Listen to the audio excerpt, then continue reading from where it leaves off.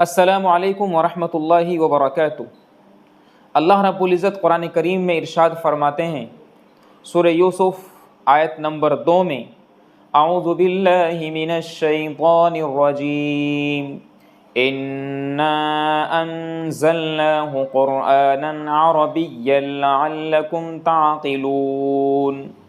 हमने इस किताब को कुरान बनाकर अरबी ज़बान में नाजिल किया है ताकि तुम समझ सको।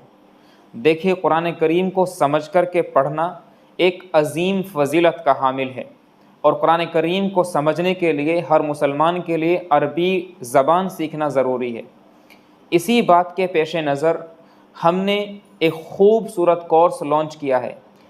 ये कोर्स कई दिनों से बराबर जारी है और कई स्टूडेंट्स इससे फ़ायदा उठा चुके हैं, इंडिया से, इंडिया के बाहर से। इस